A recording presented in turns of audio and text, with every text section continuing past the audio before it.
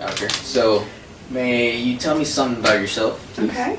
My name is Cassandra Delgado Reyes. I have a PhD in nutritional science. I'm assistant director here at the TIP Scholars Program, and I teach natural science students critical thinking, research methods, and study skills. Okay. Awesome. All right. So, first question. So, what came to mind when you decided to give yourself the title of doctor? Oh, I didn't want to get a real job after I got my undergraduate in biology and chemistry, so I decided to go to graduate school.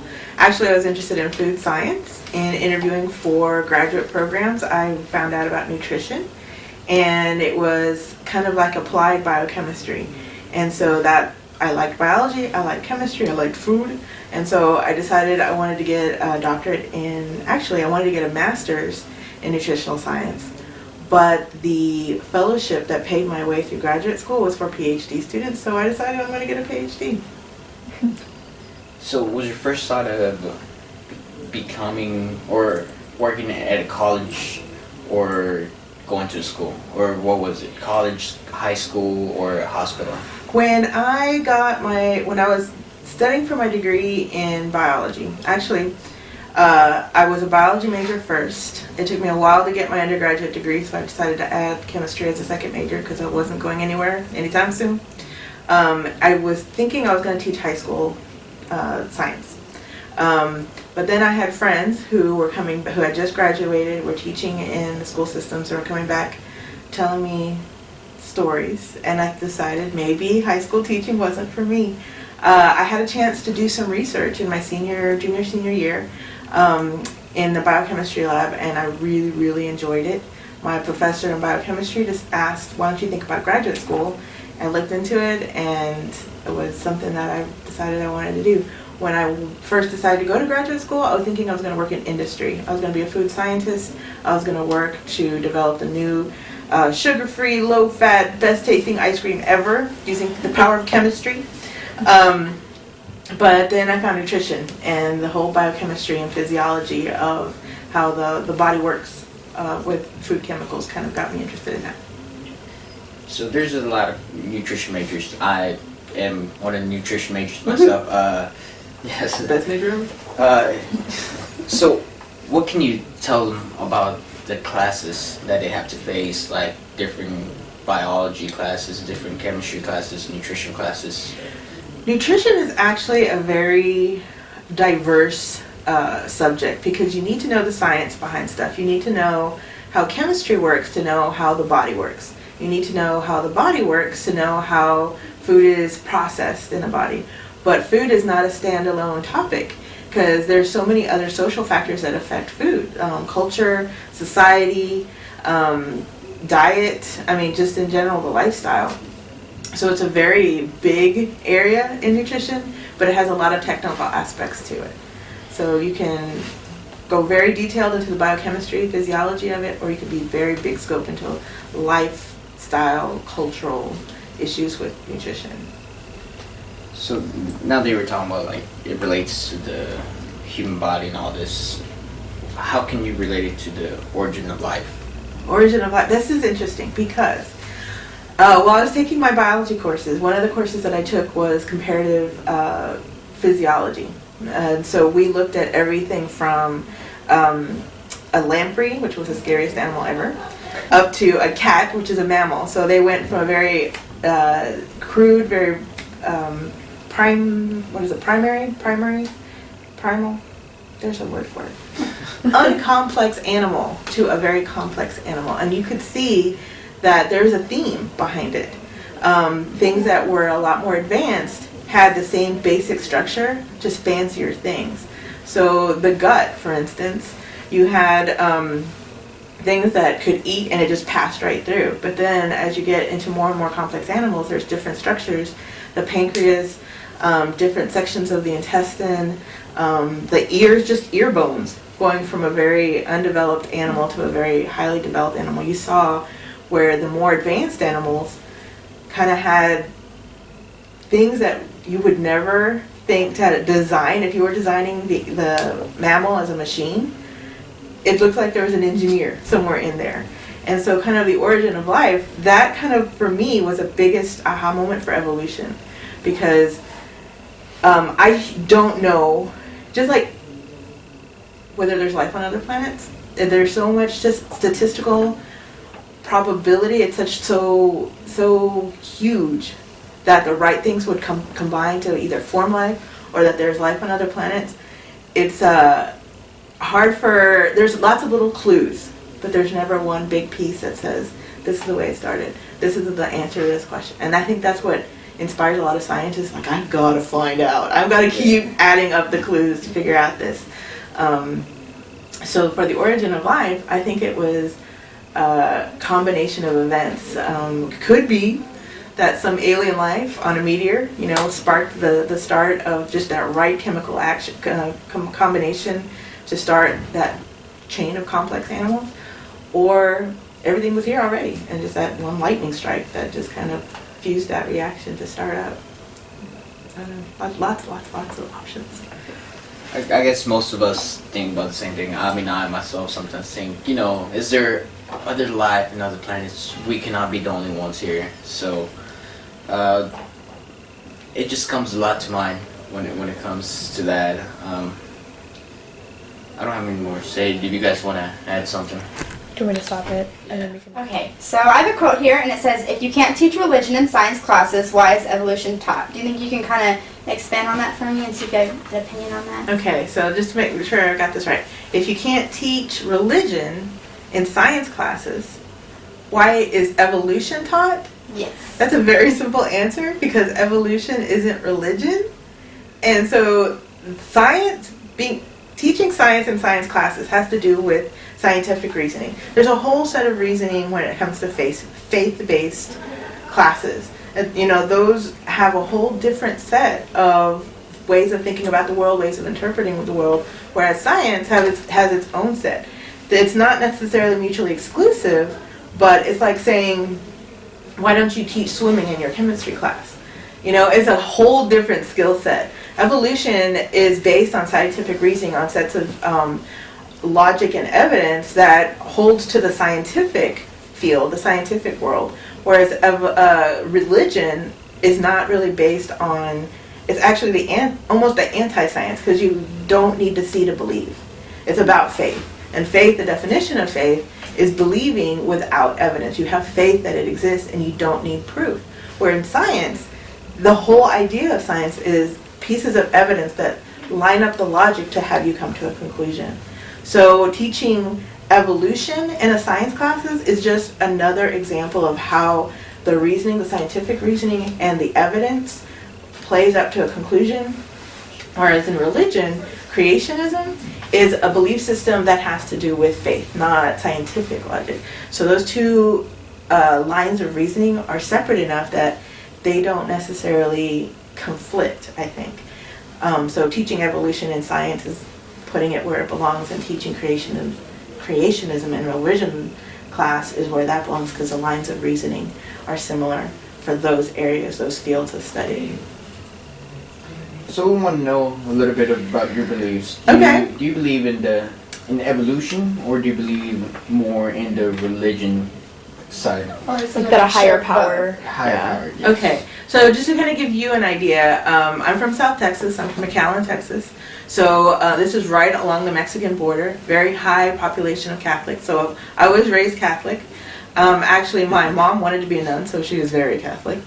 Yeah. Cool. So my father was actually in the health profession, so he was a surgical technician. And so his idea of science wasn't the hardcore science of, scientists are evil, although we love sci-fi and we were always rooting on that, like the evil scientists, but that's a whole thing. But my mom's, the biggest faith-based part came from my mom. They're both very Catholic. But their focus was on what life was now. Like, she's against abortion, she's very about the charity, about giving, about living a life that promotes wellness in others, not necessarily what happened before. She never had a big issue with evolution because she was fighting other battles. So my beliefs about evolution were very unformed. There was nothing that my parents gave me about evolution that had me have a preconceived notion of whether evolution was right or wrong. Evolution for me, again, was in the science realm. It wasn't in the religious realm. When it came to how God created the universe and the world, it was more of he's an engineer that kind of jump-started evolution, and so he was just kind of evolution sounds like a good idea, we'll let that happen. But I've never seriously had that big conflict between creationism and evolution, because I think that is kind of in the past. It's already happened. What I think faith has a focus on now is what's happening now. How do we live our lives now instead of how things happened in the past, kind of thing. So that's kind of my very mishmashy, abstract faith. I'm not a practicing Catholic right now, but that has nothing to do with the science. Okay, so I'm interested in knowing how you and when you decided to go into the natural science field. Okay. And if you encountered any obstacles being from South Texas. Okay. Like you said, in a border town Mm-hmm. specifically, and just all the aspects having to do with that. Okay. Well, first of all, coming to UT was kind of a big obstacle because my mom didn't want me leaving the Valley. Quick question. Yeah. So to clear things up, so your undergrad was in UT? You had your undergrad? I started at Okay. UT. I didn't finish at UT, but I Okay. started at UT. So I don't even remember applying to UT, but somebody said, you got into UT, and I was the heck out of there. I had relatives here, which is the only reason my parents let me come here.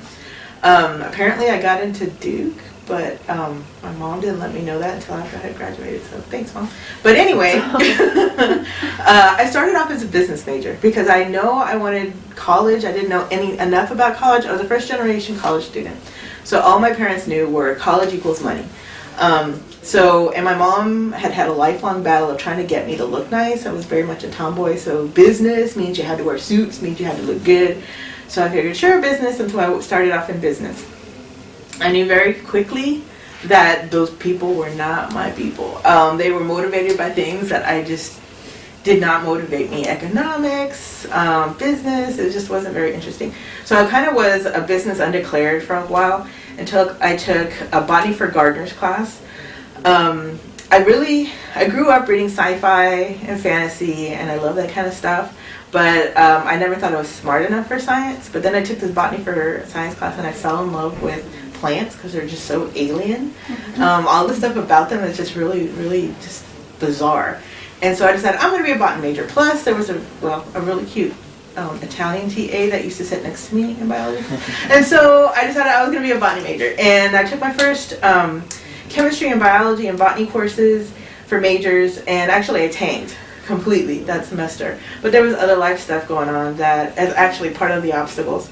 My sister and family drama at home, so I had to take care of that, and that was just a semester that had Teflon brain. No matter how hard I studied, it didn't stick.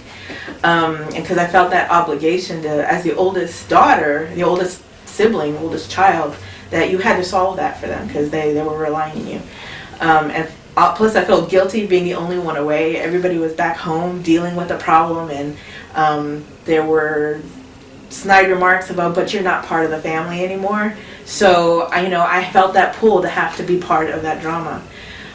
Once that semester kind of eased up a bit, I continued on. I felt that I really liked the sciences. It explained a lot for me that other fields just didn't fulfill that need. I wanted to know how the world worked, and science seemed to be the best way, the most compatible way for me to explain that. So I continued on up through probably genetics, and by the time I was here 4 years, and I was running out of money, and I was running out of excuses how to stay here because I wasn't getting closer to my degree. It was about my sophomore, junior year that I decided to go to natural science officially. And so at that time, both my parents lost their jobs at the same time. So I had to move back to the Valley, and I continued at the University of Texas Pan American. It was a much smaller school. They didn't have all the different options in science and biology. That's kind of when I decided, well, I'm not going to get out of here anytime soon. I like them both, so I'll get a double major in biology and chemistry. And even though the classes were smaller, that's where I came into research. There was still, it was not necessarily about my ethnicity, it was about my gender. I had an organic chemistry professor. When I went to go ask him questions, because I was having problems with NMR and spin, he goes, that's okay, women don't do well in sciences, you'll be fine. And that was the first time I said, oh, hell no. I don't care if I have to bleed tears. I am going to get this degree because nobody tells me what I can't do. And so my parents were very proud of me for the science part. I mean, they didn't really, my dad knew some because he was kind of in the medical field. But after college algebra, they're like, you're on your own. There's nothing they could help me with. So they were kind of proud of me for the struggle, the hardness, the prestige of it, but they really didn't think understood. I think they still don't understand kind of the amount of information that you have to kind of put together from so many different places. And then when I moved to Illinois to get my PhD, again, that was kind of a struggle because my mom was about to, pitch a hissy because I was leaving not only just the state, I was like moving states and states away, and it was the end of the world for her, but it was just something you had to do. I came back, but to get out of Texas is like leaving a black hole, especially the valley. Once you get out, experience the world, you can come back, but you really do need to get out. And I was really glad that I did that. So, do you have any advice for prospective incoming freshmen that are thinking of joining the natural science field? I don't know if I would have succeeded as a natural science student if I had did that as a freshman. My freshman courses were like philosophy, rhetoric. They were not the science courses. The science courses that you guys take now, I don't think I would have passed. I know calculus, all 4 times I took it, I squeaked by because I took the business calculus the first time, and then I took the natural science calculus the second time because apparently they weren't compatible at that time. But one thing that I noticed for your generation that wasn't the same for my generation is that you guys have so much more pressure. I think the social media just like freaks you guys out because there's nothing private anymore, and so the drama just like is like lemmings. It works you guys up. So where if I failed, I was like, I failed. I told my best friend, and we're like, okay, we go get some ice cream, we're okay. But then if you guys fail, everybody in the world knows, and you have all those eyeballs on you, and you feel just that much more pressure to either be the best or be on top of your game or not fail. And I think for you guys it's harder because of the transparency. For us, if we didn't, do what we wanted to do, or if we changed our mind, it wasn't a big deal. It didn't go as far. So my biggest advice, I think, for students was just to chill out. It's not a perfect point A to point B, 4.0 ride. If you talk to most people in the world who are older than probably 25 or 30, you notice that their stories are very convoluted. They thought they wanted to do something at one point, and they changed their mind, or life got in the way, and they, went a different direction. And it's okay. It doesn't have to be clean. It doesn't have to be perfect. And it's part of growing up is being able to kind of roll with it. And if something doesn't work, you find something else that does. But the biggest thing is that it has to come from you. You can't have somebody else telling you what to do because you're never gonna buy in. So for me it was anger. You can't tell me what to do. That kind of pushed me there. But I've always kind of been, just that troubled child, so that, I don't gotta do nothing kind of person. You tell me something, I'm gonna do exact opposite what you tell me. But you gotta find what fires, and don't rely on the opinions or approval of others. It's gotta be in you, or it's gonna fizzle. I think that would be my biggest advice for students. You said you were first generation, yes, right? Yes. So, touching to what you say of the upcoming freshmen, what do you have to say about the first generation students, freshmen that are coming in for next semester? The biggest thing that I didn't learn to I can't even say senior year, because by that time it was like my 7th year in undergrad. It's not weak to ask for help. I think that was my biggest hurdle that I had to overcome to realize as a first generation student, because my parents, well, it were very much, you're on your own, you've got to be strong. But they never realized that asking for help is the strongest thing you can do, because it makes you realize you got to use your resources. You don't live in a vacuum.